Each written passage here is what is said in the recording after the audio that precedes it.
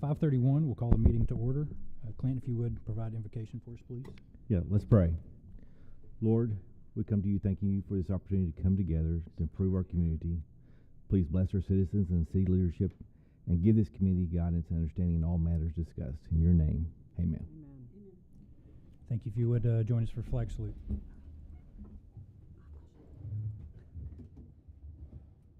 I pledge allegiance to the flag of the United States of America and to the republic for which it stands, one nation, under God, indivisible, with liberty and justice for all.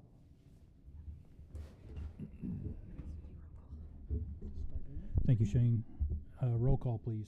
Please, Tony, go ahead and call roll. Whitney Kerr, Here. Clint Horner, Here. Shane Knight, Here. and Drew Jackson. Here. Thank you all for coming. I know this is a special session, so our agenda is a little bit different.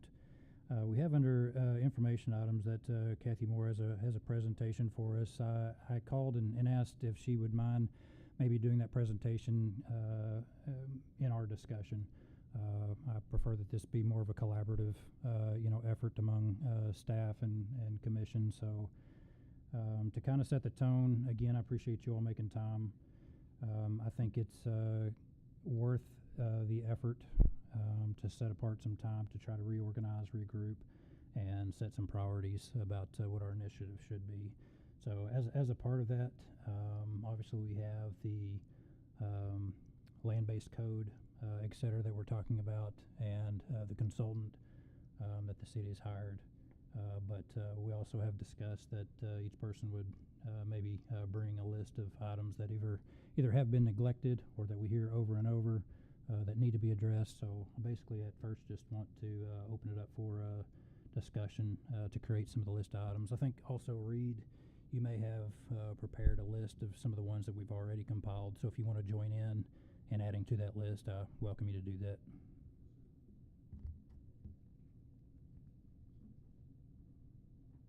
Also welcome our new city manager, Ms. Polk. Thank you for making time for us. Appreciate it.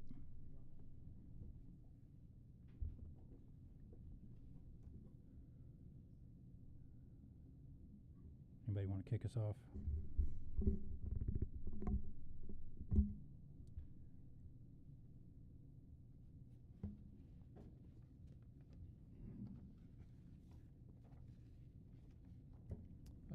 I don't know that I have any specific issues to bring up in terms of things I think are a hot topic for us to focus on. I'm sure there are probably some of those that we can talk about. I know Reed's got a nice list started here too with some actual particulars. And I don't know where this starts. In looking at the title of what Kathy dropped off to us tonight, I think that may shed some light on maybe what I'm trying to say here, but that I feel like we need to look at a much broader scope, maybe like 1,000-foot view versus the 5-foot view, in actually looking at the city and defining what's happening in areas of the city, whether that's designating areas with a particular title or district, so to speak, and start planning our planning efforts being geared towards those areas, or specific within those areas or districts, whatever it is we may call them. I think, and again, I'm just looking at the title of what you dropped off tonight, but I think this may be what you're going to touch on. So I say that to say I'm not sure that I'm ready to get into, or that this time necessarily needs to be devoted to, hey, Ordinance 153XX, we need to do this. I think we've got to back up and look at it from a much broader scale of how the city is currently, and how do we elaborate or elaborate on what we already have in terms of defining things, and then how we start to look at changing those things. I don't mean changing them, but improving upon them. And I think some of that's going to come into what do we see for the city? What do you see moving west? What do you see moving east? What do we see happening to areas that we may be sitting in now 10, 20 years from now? So starting to define how that city may look 20 years from now. I think planning for all of us, we understand, is an evolving process. There's nothing that we're going to set in stone in 2024 that's going to last for the next 50 years without some sort of modification. And I don't think there's a blanket that we can put over the entire city to say, you know, for these items, it applies universally everywhere within city limits. I think there's going to be specifics within areas of the city that are modifications of those items, of those ordinances. Clear as mud? That makes sense. Yeah. If I can interject, can we put pages 32 and 33 up on the screen just for those in attendance so that they can see some of the issues that have been brought up? City Council has also brought up a Complete Streets initiative. Reed, is that on the list? Am I overlooking it?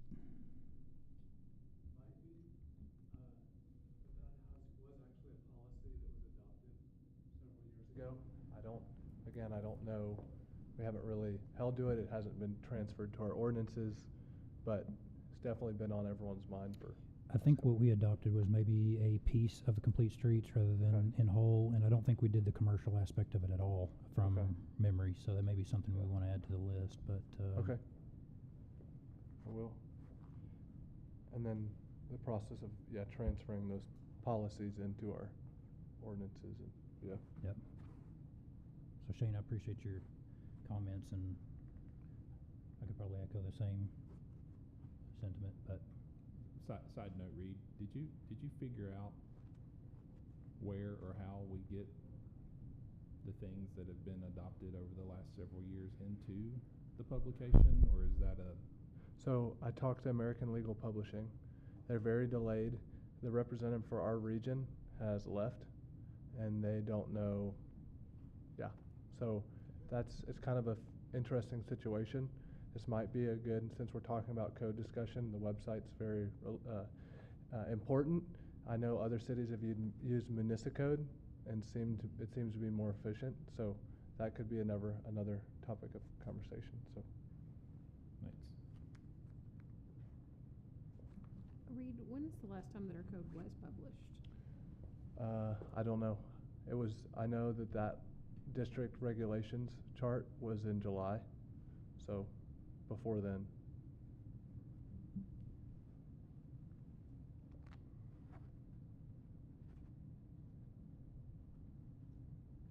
Clint, Whitney, do you guys have any?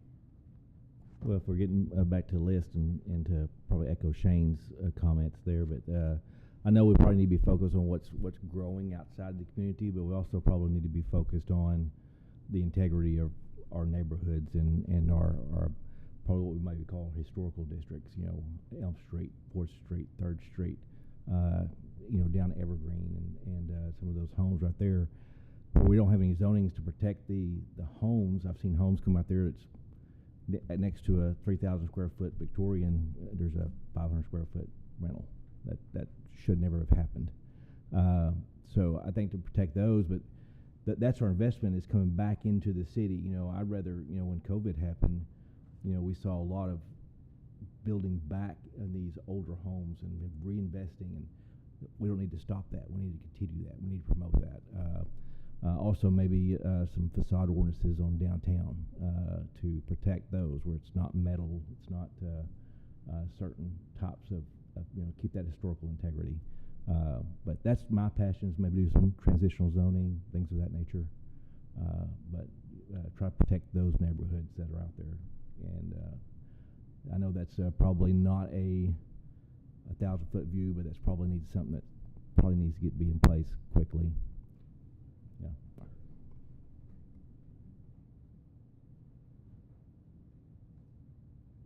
Whitney, I'll leave space for you if you want it. I did have a chance to visit with Kathy just a little bit about her presentation. I can tell you that, although I haven't heard the presentation nor have I gone through it, I know just in our discussion we had a lot of alignment of interest and viewpoints. And I think for me, although I do find some issues, certainly the ones that you bring up, are extremely, valid. We've seen the impact of those being unaddressed multiple times. But I think the way that I feel about a lot of the issues that we have listed is that many of them will be addressed through code revision, code replacement, however we want to put it. And so to me, that seems like maybe the focus for me, unless there are more urgent needs that we have. And so I think having a plan in place that's going to, I think I may pull this out as a sidebar, but we have the sign ordinances, in front of us. To me, those things ought to be incorporated into the plan, rather than trying to review or replace multiple at the same time. I think those ought to be done together, so that we can have some thoughtful approaches.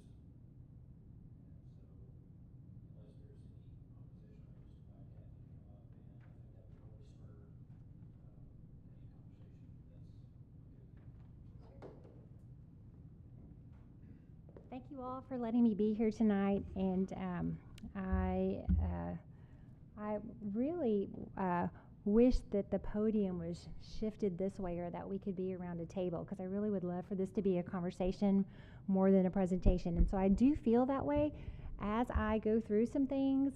If it spurs on a thought for you, or you have a question, please interrupt me and please let me share.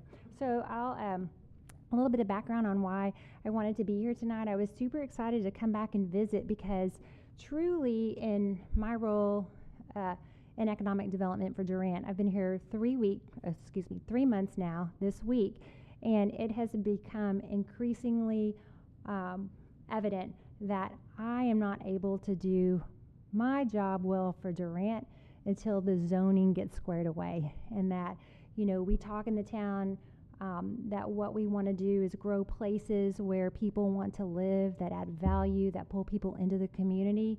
We don't want to grow concrete, but the way we do that is through the zoning. So I love that that there's a consultant, and we're going to have a chance to do some things like we wanted to do, or that people have always wanted to do. But I left that last commission meeting with a lot of questions, and so I wonder if maybe some of you did also. And so what I've done is the handout is just really an executive summary, completely plagiarized from the source document that you have a copy of with the green copy. So I'm going to highlight a couple of things, but please take that home and look at that. What I love about form-based code is that it's visual. Instead of a lot of words, almost like, I know Shane is an architect. I'm not sure what everybody else does, but I love building plans, and I love things that are to scale. And when you look at things in that scale, it's almost like a graph, right? A visual graph. And so you can see the relationship of one object to the other physical objects in that space, distance, height, placement. And really, when you create form-based code for a community, what that does for the community and for the developers is it provides a visual graph. There will be more images there than there would be words, so that we can see what the relationship is to the physical space. And so, and those are the things that we want, right? Those are the things we talk about: our setbacks, our form, the landscaping, the signs, all that kind of stuff. So a few thoughts about that. As far as the consultant goes, what I want to share is that, generally speaking, Some questions I'd like to ask the consultant are, I think it would be good to see some examples of form-based code she has done in other communities. She did give us examples. She told us Birmingham. Where else did she tell us? A couple of other places. I knew her Birmingham area. But the reason I'd like to look at that, and I think that we should see who the other consultant is. Even if that person's not available for the time frame that we think is acceptable, if that person's available, let's look at that. The reason being is that if a code writer is experienced, then they're going to come in with a template of things that they've developed that work well for them from the start. And so just like your personality and how you do things in your home or the way you organize your workspace, there will be subtle personality differences in how a code writer uses or has established their own template and how they go about form-based code. Now, there's going to be lots of things that are similar, but there may be some variations. So in the same sense, I think it would be helpful to look at some of those things. And what I'd like to share also is that I know I left thinking, okay, in regard to economic development, if this code writer, the one that we may go with, if it goes before council, if this person's availability and how long it would take to do code is anywhere from 9 to 12, possibly even 18 months down the road,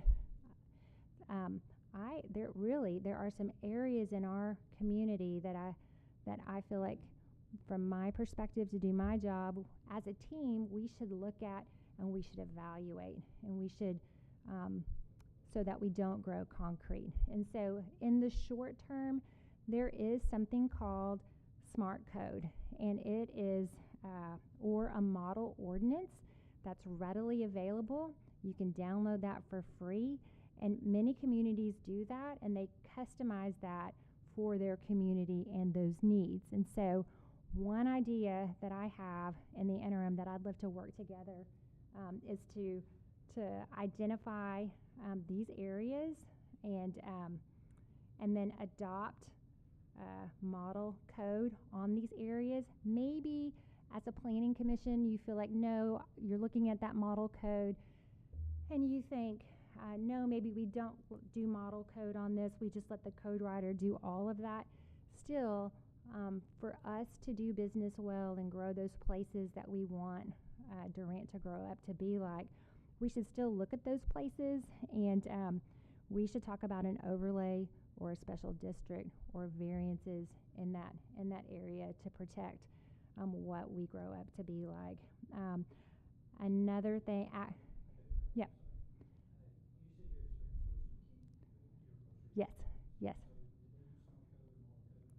You know what? Actually, my experience in McKinney with this type of code was in a neighborhood.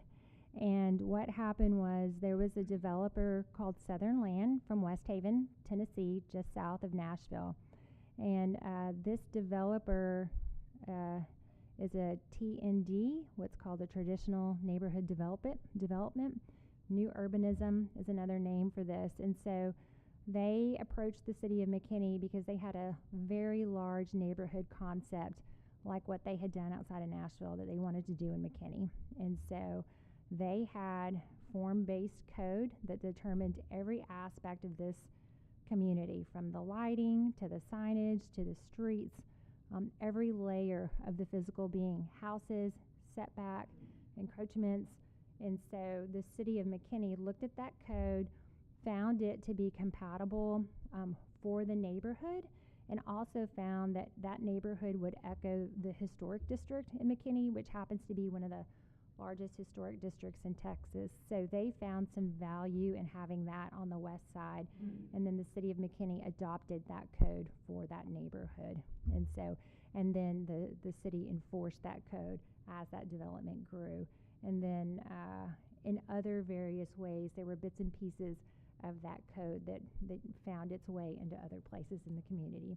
So that's how I've seen that done that way. I spoke with Drew earlier today, and there's on the right side of the page, the scope. Here are some things, if we go with this code writer or not, I think there's some things that we can be doing together. And I know that this, Shane, you mentioned this a second ago, is we can be talking about the scope, right? Like, what areas of our community would this be most beneficial in? I have never been a city planner before. Mark has been. He may have a different experience, but I could not find a city in Texas or in Oklahoma who had come in and absolutely rewritten the whole community as form-based code. And so actually, the next thing is under scope is relationship with existing regulations. So we can talk in scope, we can talk about which areas in our town, right? Is there a blighted area? Is there a real big box area that we think could benefit from this? Clint, you mentioned our historic district. We're 28 acres in the National Trust for Historic Places here in Durant. That's pretty phenomenal, right? How can we capture that? But as far as our existing regulations, we can be having conversations about, in different areas, do we need a comprehensive replacement of our code? Or do we need a hybrid zoning code, right? Like an overlay or a special district. Or in some communities, they take form-based code and they do an optional or parallel code. And that can be kind of tricky because really what you have is you have your form-based code and then you have what was your traditional zoning, like what we have now. And basically, through various relationships, developers choose which one they use or how they go forward, or the planning commission makes decisions going forward that way. So there's that can be real tricky, but that's something that does happen. So can I? Yes. So, Yeah. So in something like that, so I personally have felt a little overwhelmed with how do you take on a task that we've been talking about for Oh, right. 2.5 Yeah. years now. So something like what you just mentioned, where there's a parallel, Right. is something like that. And you may not have an example, but I'm thinking out loud. Would that be, the city's moving towards form-based code? Let's say that's what's going to happen. Does that form-based code become active within these areas that we're talking about defining, or these areas of development, or the historic district, whatever that may be? Well, And it runs parallel, or it's under the new form-based, but the rest of the city is under the old until eventually it all gets encompassed? Or well, and there's a couple of things with that, and I hate to say that it's complicated, but this is where the commission, our city manager, our council, staff, Reed and I, we enter in that conversation, and then some of these meetings we really do get around a table and talk about, because here's some concerns here. We're not going to be able to develop model code that fits precisely over every area of the city. Because think about that. We've got our downtown that's going to look different than West Side on how that grows up. And then you have President Newsom's area, the university, and there's no way we're going to come in and put model code over the university that's been sitting there for decades. And they have a good pattern language going on with what's happening there, right? So, but think about this. You've got, you have university that hits Washington, and that little intersection right there could be one of the most phenomenal places of campus life. You think about where you went to college, I don't know, A&M, UT, Clemson, OSU. There's these places around the college that students love to gather up and to be at. And so we could look at that intersection. We could look at First Street going north. And so you've got the university. There could be a university district. And then the form-based code that's developed in that area would match the campus. And again, it's the physical relationship of what we want to have built. And then it could facilitate that type of community. So that's going to be different than West Side. That's going to be different than the kind of zoning that you place up and down 69. The other thing is yes, it's going to be easier to introduce form-based or model code to brand new development, whether that be a housing division or whether that be a grocery store, shopping center type area. But think about your neighborhoods, right? And so the conversation there is the resources that our neighborhoods, especially those that have been here for a very long time, have the ability to adapt to that code. So what type of resources are we as a community able to support them with, right? And that's going to be a slower type of code than it will be new development. In the historic district, Clint, myself having been a product of historic preservation, and really that's where some of my professional passion lies. There's so many ways to encourage redevelopment, restoration, and preservation in a historic district for homeowners that go along with your historic downtown businesses. But that's a different model than it is your business model, right? And so so that's going to look different than a brand new development. So how that happens is going to look different. Down, yeah.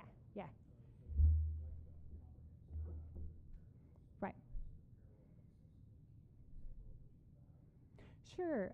So that's going to be where maybe you keep it just the way it is, but you do an overlay on top of that. Maybe you have a historic overlay here in the homes that are adjacent to downtown. And so if instead of tearing down and building something that looks very 2030, it has to come back in a similar pattern, and there are architectural standards for that, setbacks, the easements, all how that grows up to be.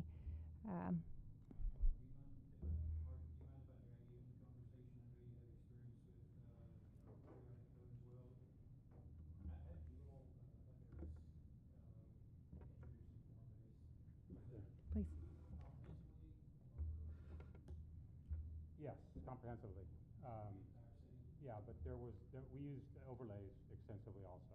So in the interim, I think that's where Kathy was sort of started her conversation, was like, in the interim, if you have some identified places in your community that you need to, maybe is a better way to say it, you need to focus some energy on, create the form-based code as an overlay on top of an existing district. What I'm familiar with is a district-by-district upgrade. So we took like the commercial mixed use, high density, medium density, low density commercial, and we created a form-based code for that entire zone district. So that wherever that was in the city, that became the new standard. Didn't abolish, what's there.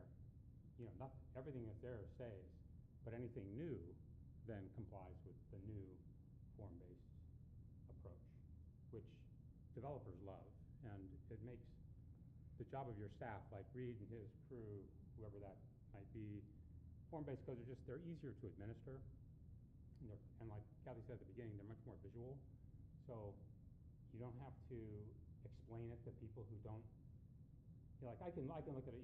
You guys probably can too. You look at a code, you could put it all together. You could drag it from section 163 and 718. You kind of piece it all together, and you go, oh, that's what the code's saying, right? But with a form-based code, it's like it's instant. It's like, oh, I see how this all fits together. So, in my mind, the faster you go, the better. You can always amend it. Codes can be endlessly amended. You don't want to do that, of course. But you have a good code right now. I mean, it's not like the code you have is horrible. It just doesn't address modern thinking. So does that help?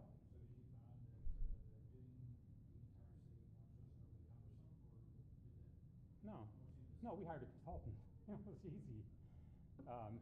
Frankly, it was, from my perspective, it wasn't difficult.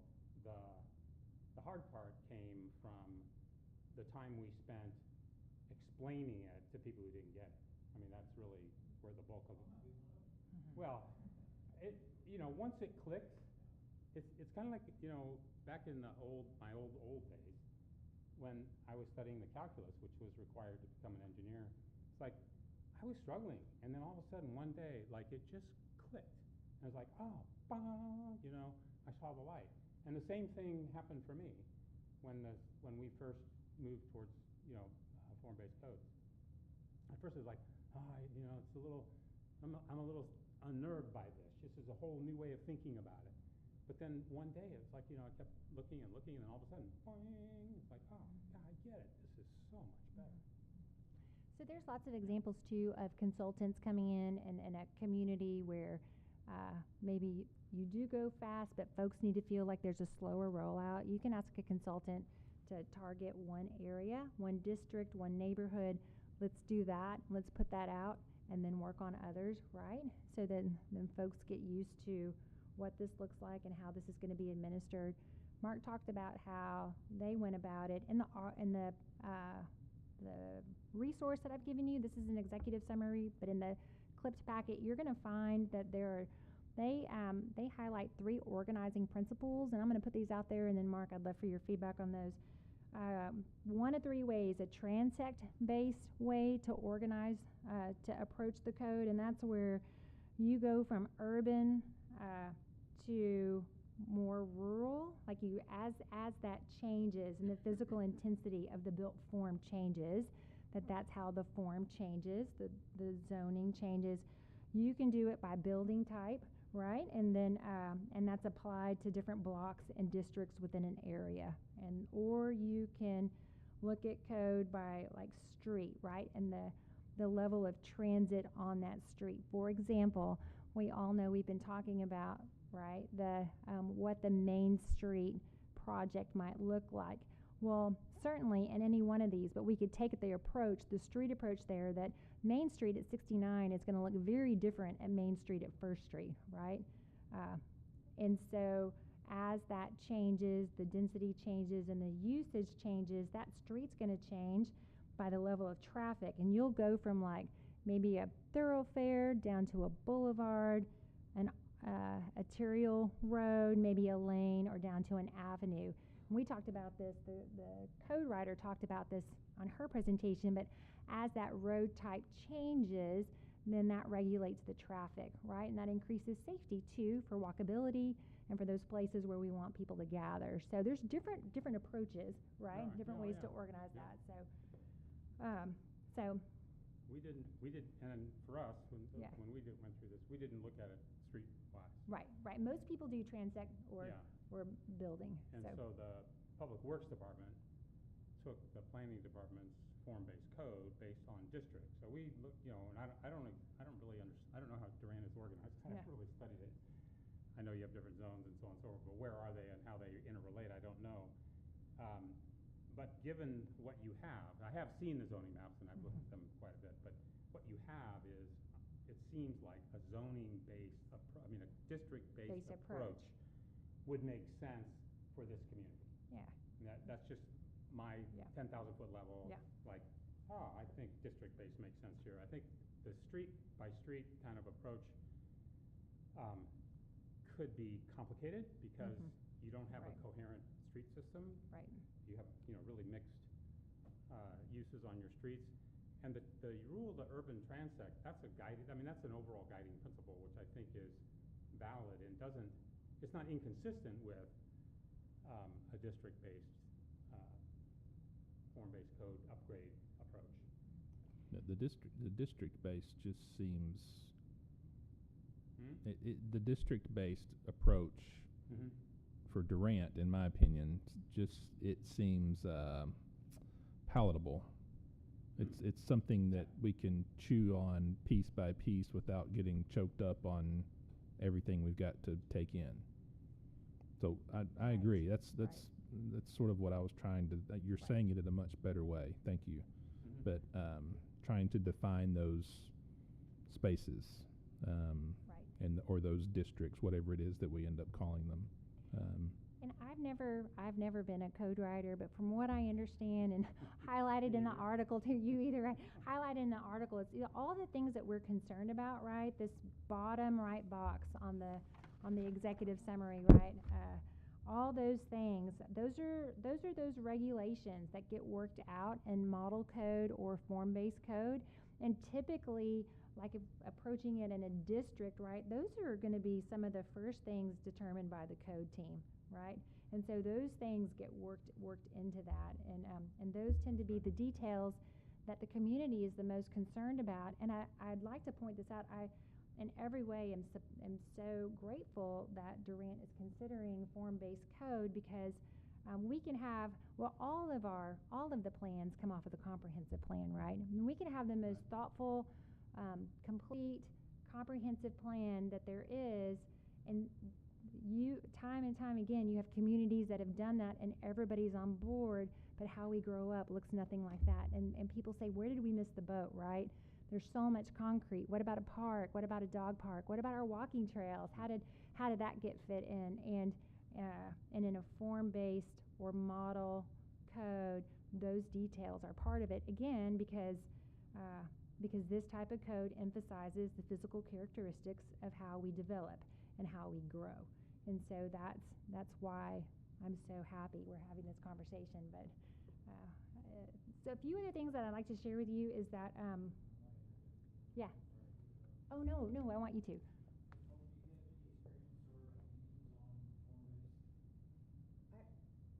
don't at this point. We didn't have form-based in my last city. Now we did just hire a company. They had an office in Tulsa. They were based in Atlanta. That came in and redid our entire comprehensive plan, which is what Kathy's saying, that some of those portions are included in that comprehensive plan. And so I'm going to say ours is probably the district. District-based, but I'm just not familiar enough with form-based. But I can tell you the company that came in, the consultant that came in and helped us, was very good. They set up community meetings so that the community, had an opportunity to say, what do we want for our future? What do we see Durant as, in the coming years? And our first meeting, we probably had 120 people at. Which was great. They had the board set up and people got to write down what they wanted and stick their sticky notes. And so you got buy-in that way, from your community. It's not like we're trying to, we're going to push this one type of code on you. Please come to these meetings. And we probably had 60, at the next one.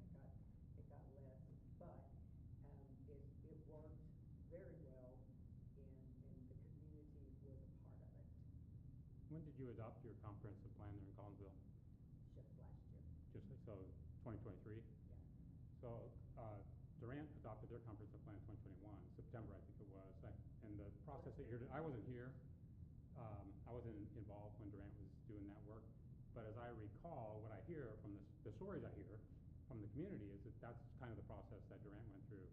People showed up, there was a lot of interaction, you hired a good consultant.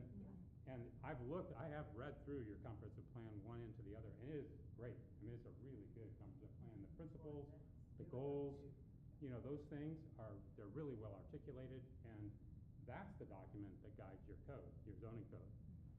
That's when you have a question, does this make sense? You go back to your comprehensive plan, you go, oh, well, here it says, whatever. And, that has to inform your zoning You'll code. have these corridors, like Collinsville had, from Main Street west was, it took you out to Highway 75, State Highway 75. So the front part was all left, was zoned for commercial, Right. with houses built, behind that. Right. So you do that and leave portions of where you want to see your commercial, kind of what Kathy's saying, of where we want to see things and put things. Part of the Yeah. process, so we did the comprehensive plan, and then I guess the next step that we're supposed to be taking is this code, and of course we spent a lot of time, a lot of hours networking with no longer, so. And we still don't have it. We are kind of starting from scratch from that part two. Is it gone? I mean, I've heard lots of stories. It's gone, the zoning code? Oh, wow. That is unfortunate. We're starting basically after comprehensive plan, starting the code. Okay. So we're considering form-based code as maybe a method forward, but certainly want as much input on that as we can. So some of our prior discussion, has been noted that we'd like to get some sense of direction or feel or opinion, and incorporate, of course, you and council to have that discussion to see if there's alignment of interest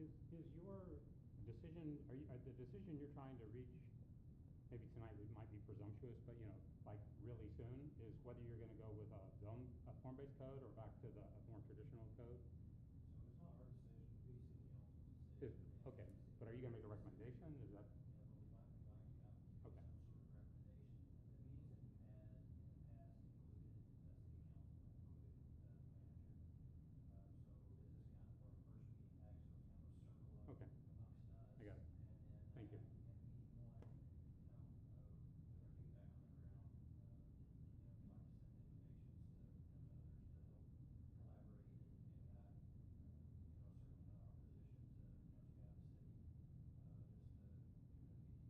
You're just advising, yeah. We had a meeting of, Your it's been several years ago. comprehensive plan lends itself to a form-based code. Yeah. I mean, it's the foundation upon which a form-based code would flow naturally, is what I would say. You can always go back to, what you have now, same style. But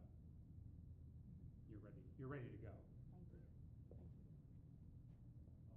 Actually, just kind of talking about the meeting, Mark, I know you weren't here, and Kathy, you weren't either, obviously, but several years ago, we had a joint, it was during the whole comprehensive planning process, I believe, if I'm getting my timelines right, but we had a joint planning commission, city council meeting Oh, nice. with the city departments, city manager, all in this room, actually.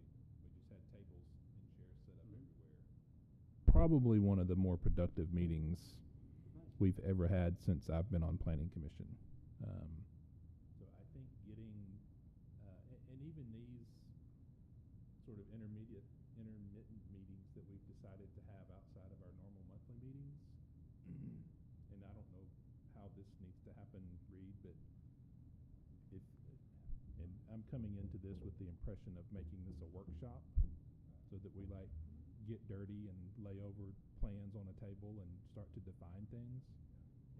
And I know that those have to possibly be public meetings. I don't know the regulations, but if we could make it a workshop, so to speak, versus us up here on this podium or whatever this is. And that's a great idea. In my experience, we've done a lot of workshops, and you get more done. I think you come to a better consensus when everybody's at the table.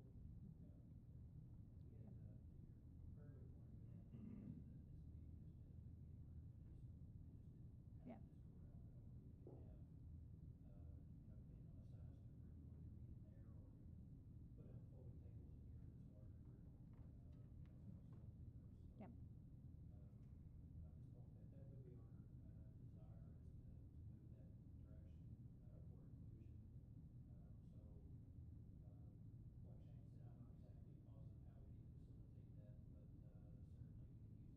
I'm not exactly positive how we need to facilitate that, but certainly we can use these meetings as the organized, and if you're willing to do that. Certainly. If I can suggest, if it seems like the point where the city is trying to decide a way forward. The comprehensive plan is done. You don't want to revisit. My guess is you don't want to revisit the comprehensive plan. I think, but if you're my sole opinion is I want to go back far enough to make sure we have buy-in. We have a new council, we have a new city manager. I want to back up far enough to make sure that we have all the components that they want in there. in the comprehensive plan. Myself, yes. Okay. Give them a chance to review. Oh, that's always a good idea. We have alignment of interest and vision.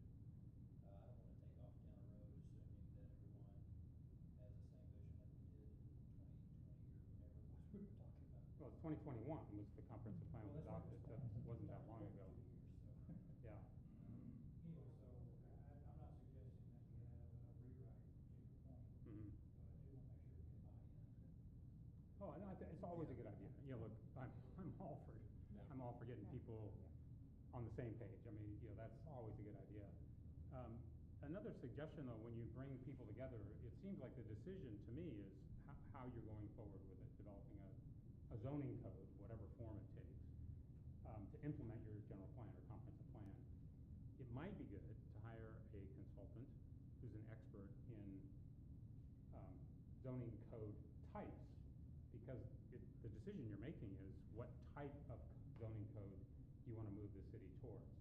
either want to update your old code, that's one approach, or move to a form-based code. And so that's one decision. And then the next decision is, if you're moving to a form-based code, how? What does that process look like? How do you unfold? What's the most efficient way of unfolding that process? And the best person in the room would be somebody who can, long into a code writer, somebody who can, answer all those questions, right down to the end. And That might be a good person to have at the workshop. this group has had some of that discussion led by consultants in the past.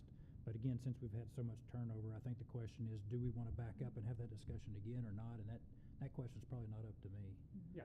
And certainly I would say, since this is a public meeting, if the lady who shared with us at our last meeting, if she's indeed watching this tonight, which she very well could be, it's very possible that if she was hired by the city of the Durant, she has that capacity to do for us. We just didn't take the opportunity or think of the question to ask her in that time. So there's, hence, how I began, that there's a couple of more questions that I've thought of since we had that meeting. I know I've Thank you, Mark. completely destroyed your presentation. No, so no, I'll this let is you perfect. I pick just back have up I have if one you're more little able. thing to share with you guys, because I have been here for 3 months, and I think this is important data.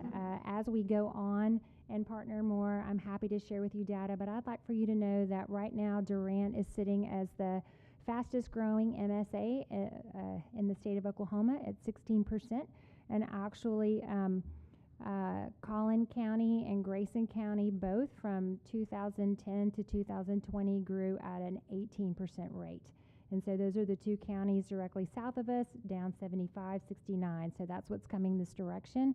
I'd also, at the bottom of that page, I put a projected 3-year out retail demand outlook. It broke out just a few pieces, few sectors of that retail for you. But what I will tell you, and what's not on here, is that from 2018 to 2023, in 5 years, total retail in Bryan County, not just Durant, but Bryan County, your total retail, all the sectors of retail, you grew by 20 million. And so it's an average of 4 million a year increase over 5 years. So sales growth and then just general growth is accelerating.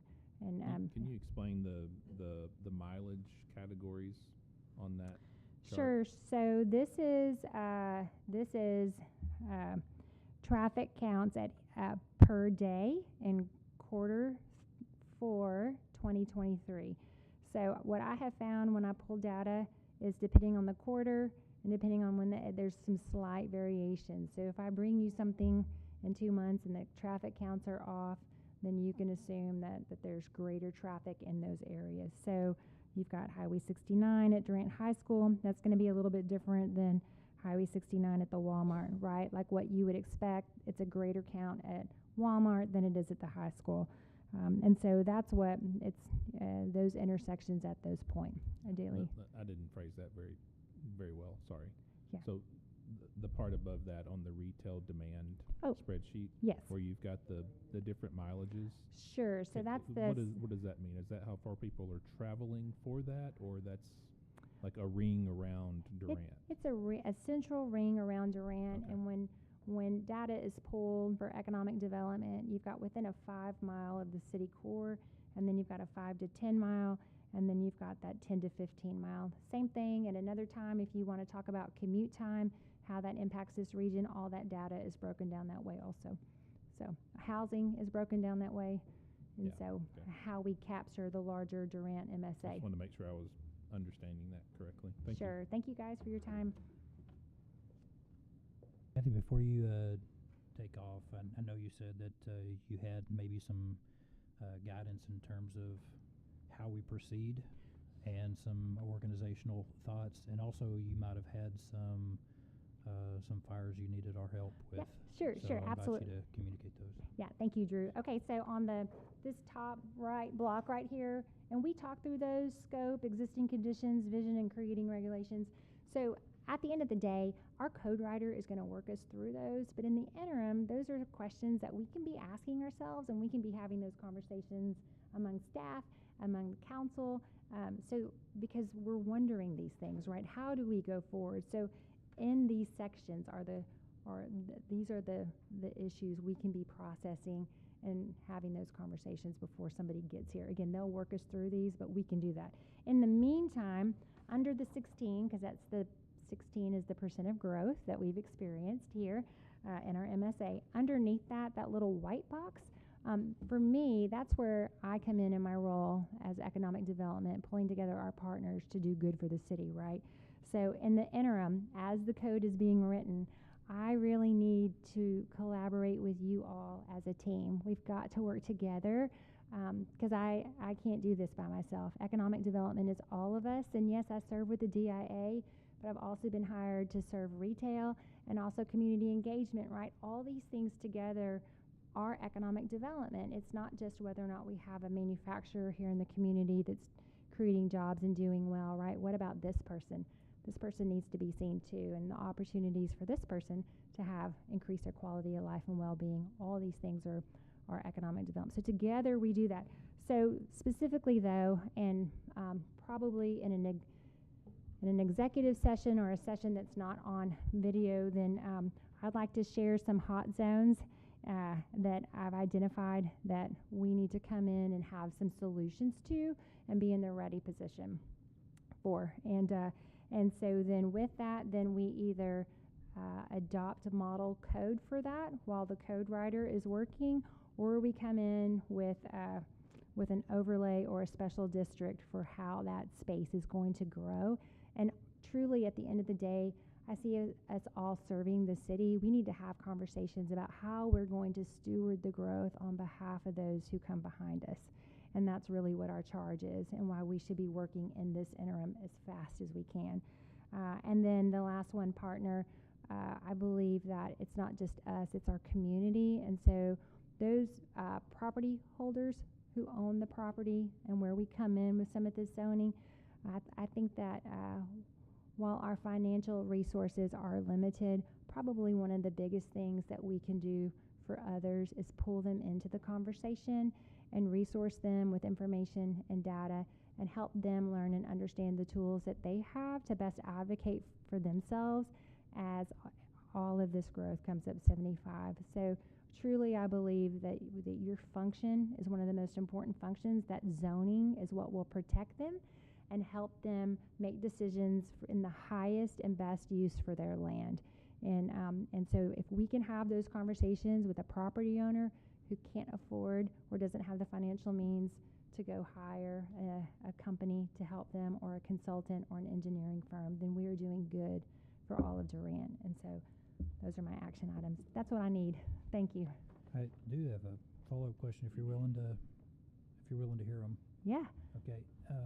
So I have been somewhat vocal about my opinion in terms of code rewrite, code overhaul, whatever we choose to do, is that rather than spending lots of time, lots of money to recreate code, I hate to spend that effort recreating the wheel that I know exists somewhere.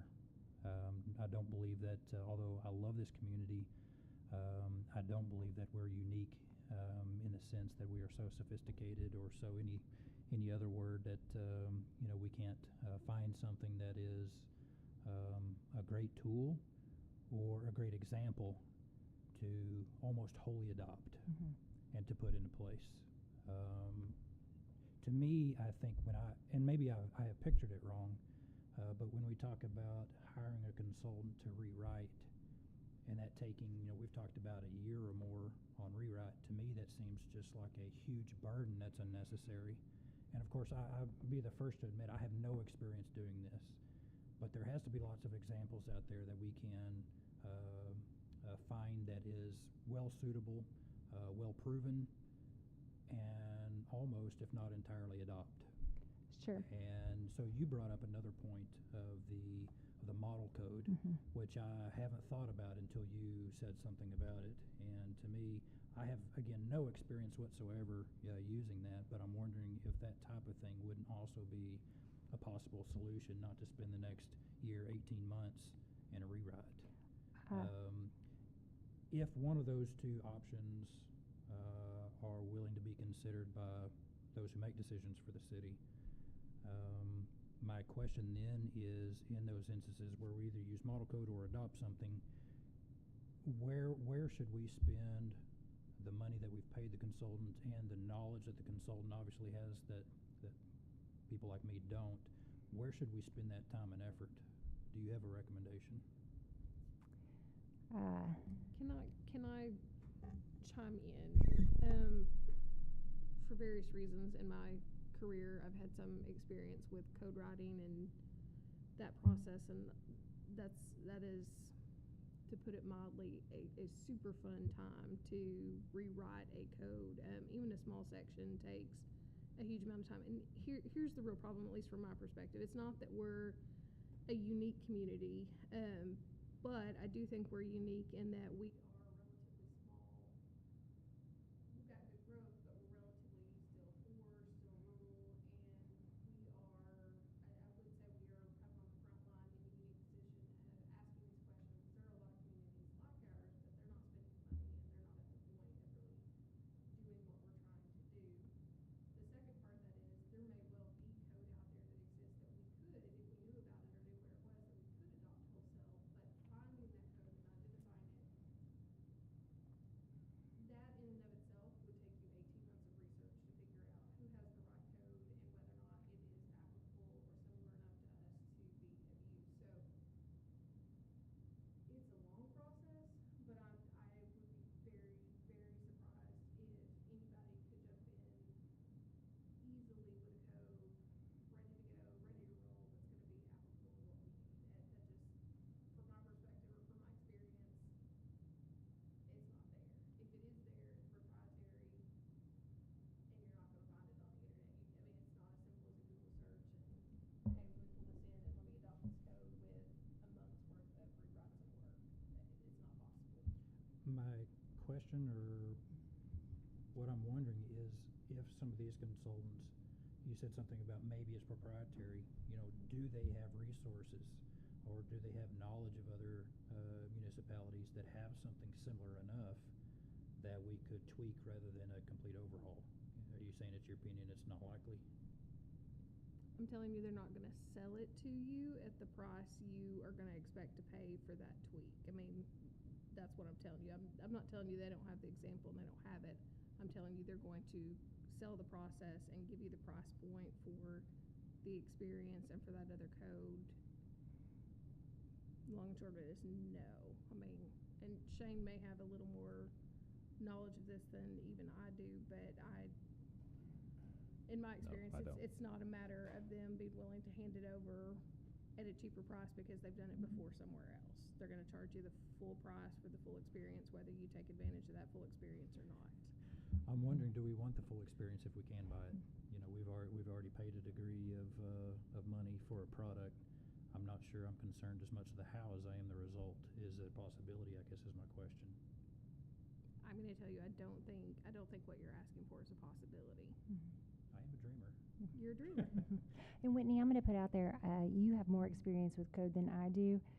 However, while I will say I don't know if it is the answer for Durant, I'm interested in exploring the SMART code just for what it could provide for Durant. In the article I gave you, there's a section on that it's readily available for communities, it sounds like, for somebody like Durant who needs something and needs some resources, and then it's highly customizable, and then also it's scalable for public, private, community members, development, and then also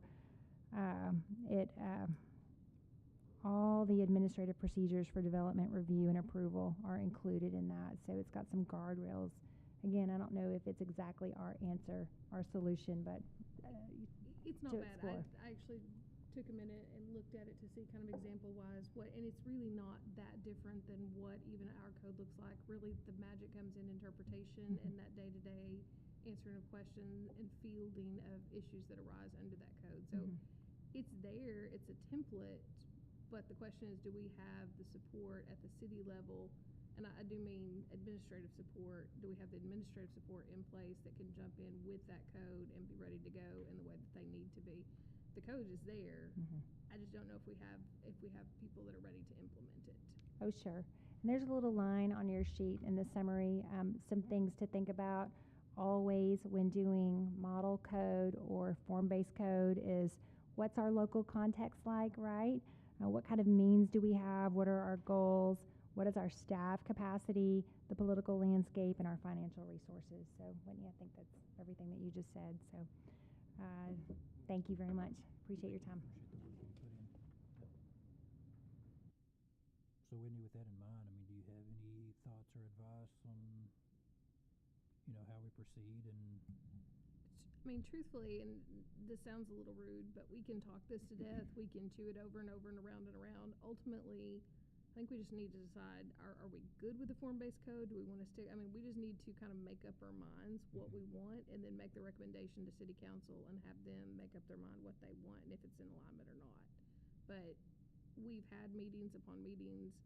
We've chitter-chattered about it for a long time, and honestly, we just need to decide what we're doing. Who are we going to be as a city, and let's move forward.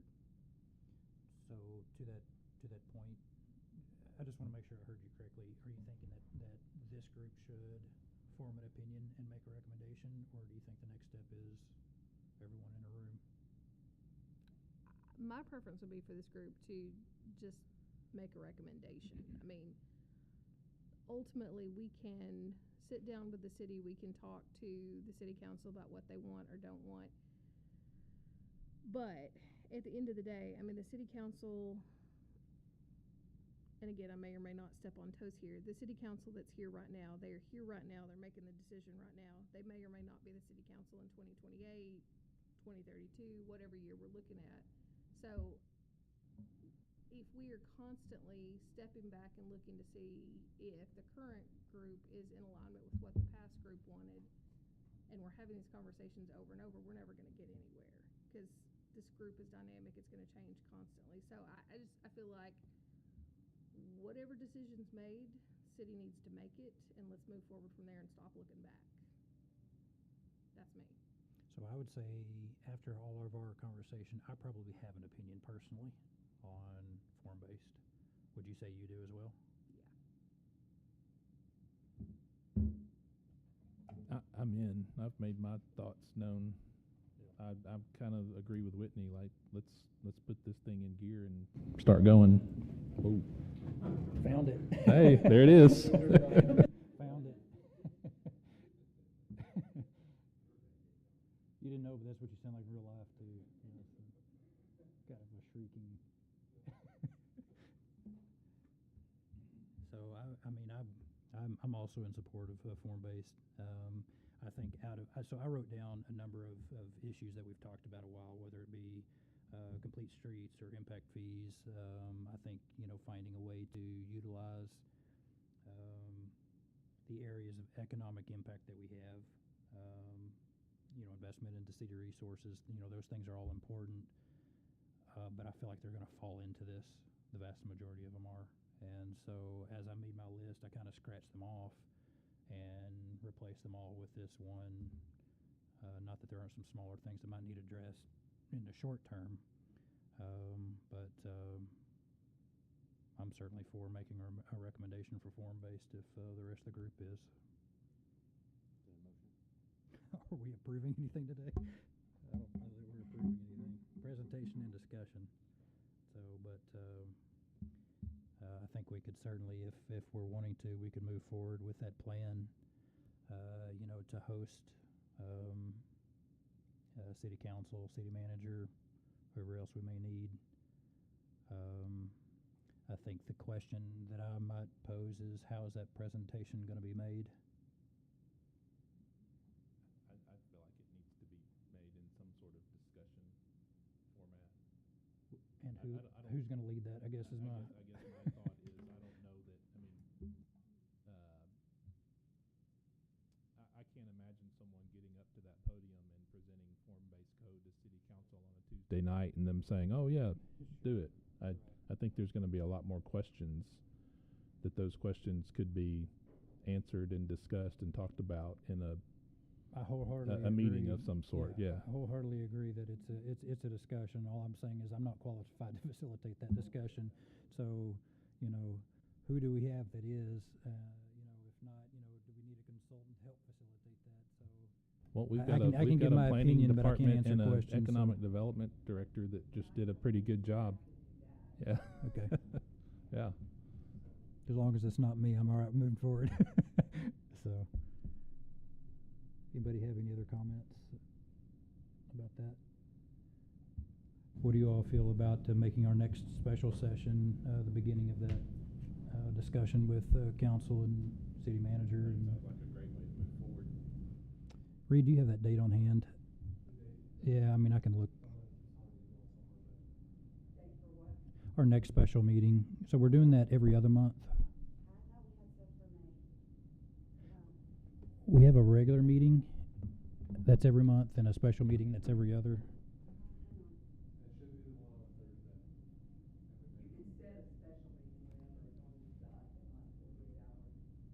Yeah, we've planned out the rest of the year.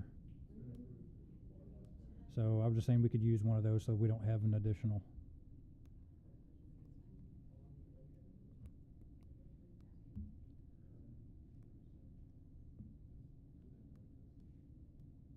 Yeah, this one is a special meeting just for this discussion.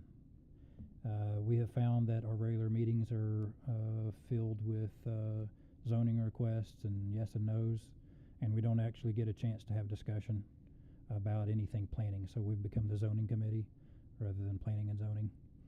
So we decided to set some time apart every other month to try to make some progress on this. So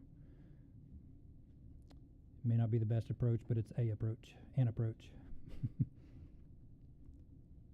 Did you happen to find those dates?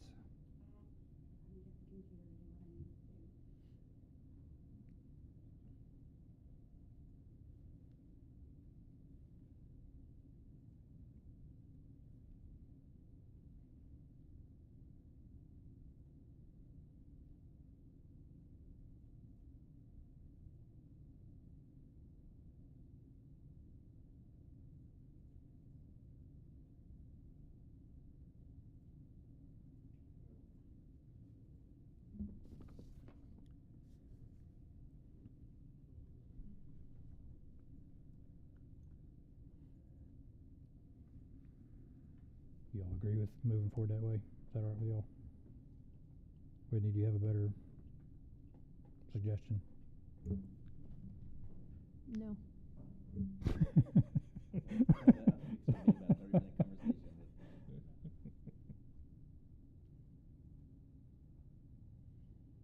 Were you thinking we needed to take it further?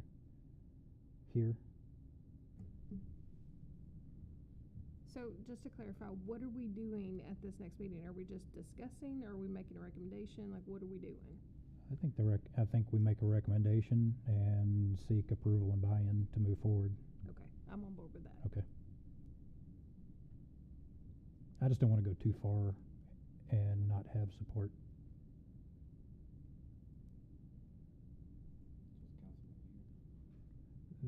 That would be the hope, is that we would invite, and if we need to change that meeting date, we certainly can.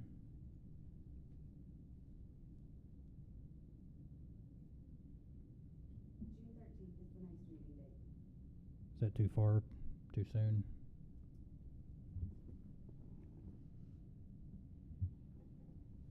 Is that the regular meeting or the special? That's the special call. The regular one is the Tuesday before city council. Which is what? Got me pulling my other calendar. Sorry. May 6th and June 3rd. Regular meetings, yeah, are the first Tuesday. Regular meetings are first Tuesday for us. Council is second Tuesday. And our special meetings are every other month, but it's on the second Thursday. Is that what we said? Yes, so the next regular regular meeting is Tuesday, May 7th. And then city council is Tuesday, May 14th. How about rather than all this confusion, Reed, can we task you to set up a special session that we can invite city council, city manager, invite Kathy as well, so that we can have this conversation? Are you thinking that's a meeting to present form-based code as an option for the city? For approval? Yeah. Yeah. Or at least approval that we continue that effort. If it's on our special meeting, that would be great. If not, fine too.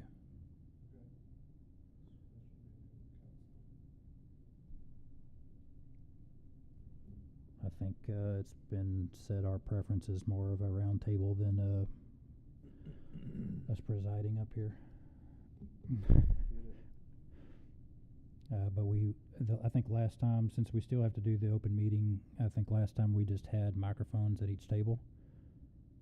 Oh, that's right. To try to facilitate that. So whatever folding tables we had, we just put in this room, microphone at each table.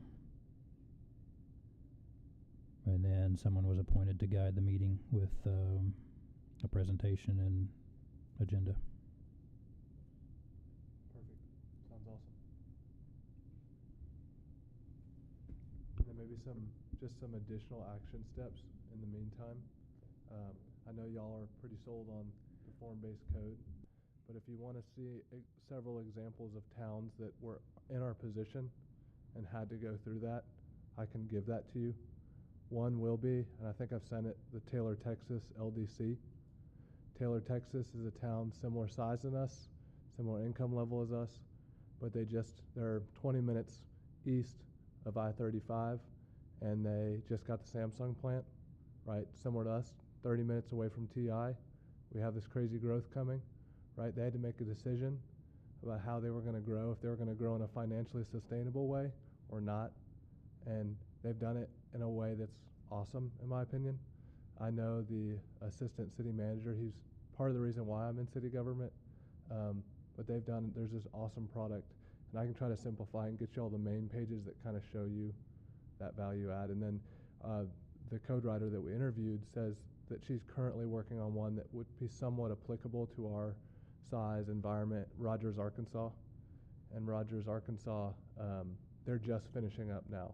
So she said that she would send that so that we could kind of vet her work, but also see if this form-based code is applicable. That may be a good supplement to, the presentation, and we may even want to send some information out early, for folks to look at ahead of the meeting. So something like that may be appropriate there too. Yes, sir. Yeah. Absolutely. I'd love for you to share whatever you have on those two as Okay. examples. And maybe we can sit down beforehand in small groups and discuss. Oh, yeah, absolutely. Yeah, because and basically what I've been doing the past couple months has been studying these comprehensive plans, and they call them LDCs, land development codes, and the different approaches. And Shane, I think you're very right. The neighborhood district-based is very applicable. But yeah, generally, they split the whole city into different neighborhoods, and they decide roughly the percentage uses of those neighborhoods, but they try to achieve the goals of having a walkable, sustainable, every use in that community, right? And then whatever that vernacular or whatever that quality or look or finish or facade that they want to represent in that community, they add on that layer. And then what's really cool is I'll share in the Taylor LDC is it's like so simple for the developer, for the local citizen who's never seen code. They just look at it, and everything on one page they need to know about their house. It's on one page, clear as day. So I think it's a really great way to serve the citizens as well. So. Thank you. Yep. Is there anything else on 5A we need to cover today? 5B is discussion of sign code overhaul. Just as a comment about that, Reed, personally, I'll let the others speak as well. If we need to do like the clarification of the definitions that we discussed, especially if that's helpful in your work, I'm all for that. But again, I feel like this is more of a part of, the overall change that we're looking to make. So I would hate to make an overhaul of this and then, just to redo it. So Perfect. I'll let the others chime in on that, see if they agree or not. I agree with that.